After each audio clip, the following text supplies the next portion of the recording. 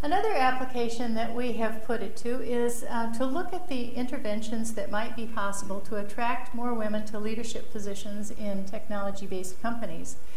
And we have been very aware of the shortage in science, technology, math in the United States for national competitiveness, and the shortage of women entering or staying in these fields as well as leading them.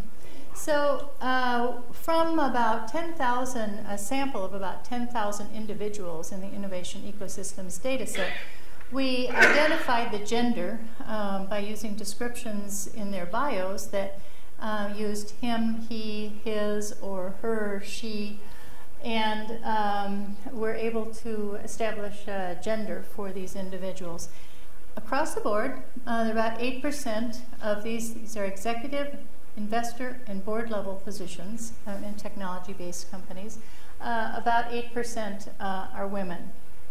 It's a little bit different than kind of the breakdown that we have in the population, but that's another story.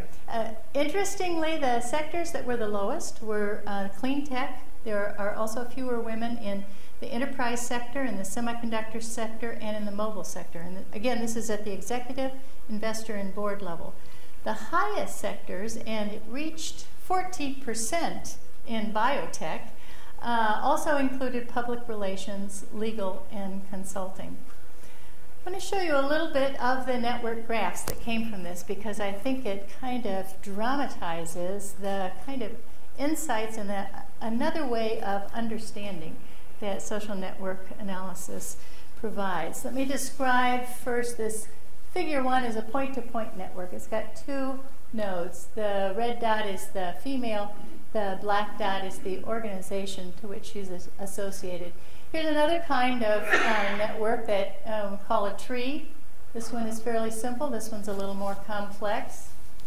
Here's one we'll call a star.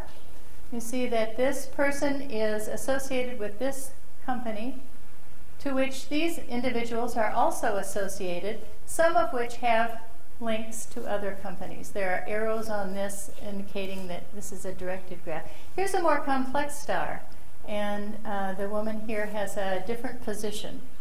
This one is called a mesh, because if you were to take this person out, these people could still get to these people through this person.